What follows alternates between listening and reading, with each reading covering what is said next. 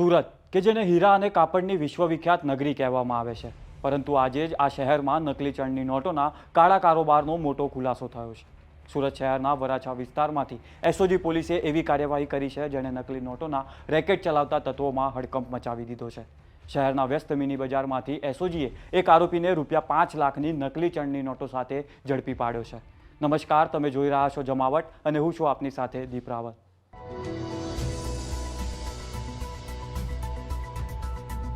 સુરત શહેરમાં નકલી ચલણી નોટોના ગોરખધંધા સામે પોલીસે ફરી એકવાર મોટો સપાટો બોલાવ્યો છે। બાતમીના આધારે એસઓજી પોલીસે ચોક્કસ આયોજન સાથે ઓપરેશન પાર પાડ્યું હતું। વરાછાના મિની બજારમાં શંકાસ્પદ હલચાલની માહિતી મળતા જ પોલીસે નજર રાખી હતી। યોગ્ય સમયે દરોડા પાડતા આરોપી રંગે હાથ ઝડપાયો છે। તેની પાસેથી મોટી સંખ્યામાં નકલી ચલણી નોટો મળી આવતા પોલીસ પણ ચોંકી ઉઠી છે। તરત જ આરોપીને કસ્ટડીમાં લઈ પૂછપરછ શરૂ કરવામાં આવી છે।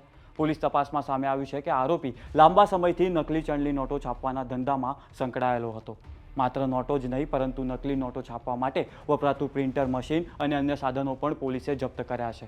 આ આરોપી નકલી નોટોને સાચી દેખાય તે રીતે ખૂબ જ ચતુરાઈપૂર્વક તૈયાર કરતો હતો, જેથી સામાન્ય માણસ તેને ભેદ ન પડે।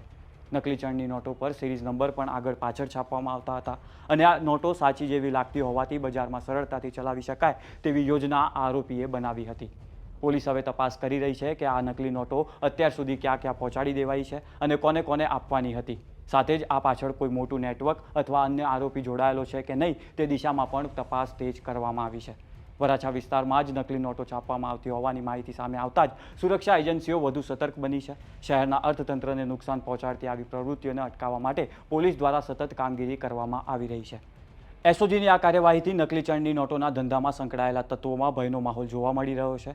આ ઘટના પહેલી નથી। સુરતના અગાઉ પણ નકલી ચલણી નોટોના કેસ સામે આવી ચૂક્યા છે। ખાસ કરીને 13 ડિસેમ્બર 2025ના રોજ સુરત પોલીસે નકલી નોટ છાપતા 3 આરોપીને ઝડપી પાડ્યા હતા। એક જાગૃત નાગરિકની સતર્કતાને કારણે તે વખતે એક મોટા આંતરરાજ્ય ફેક કરન્સી રેકેટનો પર્દાફાશ થયો હતો, જે પશ્ચિમ બંગાળથી ગુજરાત સુધી ફેલાયેલો હતો।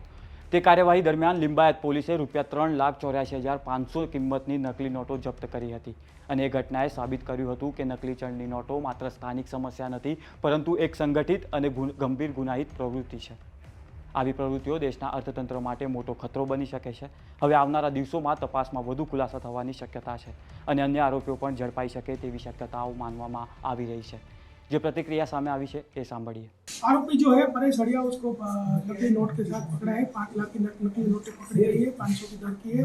और ये आरोपी जो है रत्न कलाकार था। 6 साल से ये किरण डायमंड में काम करता था और 1 साल से ये नकली नोटें सर्कुलेट करने का काम करता है। इसका और एक पार्टनर है राजू वगम सिंह, जो कि सावरकुंडला का रहने वाला है। और ये नकली नोटें वहाँ से ये ट्रायल्स के जरिए बेचता था और ये सर्कुलेट करने का काम करता था। ये इसकी एमओ ये थी कि ये जो हीरा बाजार है, जो वराछा है, सताना ऐसे एरिया में जो पान के गल्ले होते हैं, चाय की टपरी होती है, या तो फिर सब्जी मंडी होती है जहाँ भीड़ भाड़ वाली जगह है, वहाँ पे ये सर्कुलेट करता था और 1 साल से ये काम करता था। 25 लाख की अभी तक इसने नोटें सर्कुलेट कर दी। सर, अभी कितने नोट के साथ पकड़ा गया? अभी 5 लाख की नोट के साथ पकड़ा गया है। ये काम क्या करता है और इसके साथ और कौन कौन लोग काम? ये डायमंड वर्कर है और इसके साथ राजू वगम सिंह करके जो शामिल है और उसको वांटेड है। उसको पकड़ने के बाद इसके साथ और कितने है वो पता चलेगा। नोट बनाने के लिए क्या क्या चीजें इस्तेमाल करते अभी तक जो नोट मिली एक ही सीरीज की है और हाई क्वालिटी प्रिंटिंग की गई है। इस पे थ्रेड वगैरह नहीं है, तो ये जेरोक्स करके हाई क्वालिटी प्रिंटिंग करके नोट बनाते हैं। અંતમાં એટલું જ કહેવું છે કે જો તમને પણ કોઈ શંકાસ્પદ ચલણી નોટો દેખાય તો તેને ચલાવવાને બદલે તરત જ નજીકના પોલીસ સ્ટેશનમાં જાણ કરો। તમારું આ બાબતે શું માનવું છે અમને કોમેન્ટ્સ કરી જણાવજો। અમારી ચેનલ જમાવટને સબસ્ક્રાઇબ કરો અને નોટિફિકેશન બેલ આઇકન પર ક્લિક કરવાનું ન ભૂલશો, જેથી તમને અમારા નવા વિડીયોઝના નોટિફિકેશન મળતા રહે। અને હજુ એક વાત, અમારા ફેસબુક પેજ અને ઇન્સ્ટાગ્રામ પેજને પણ ફોલો કરો। નમસ્કાર।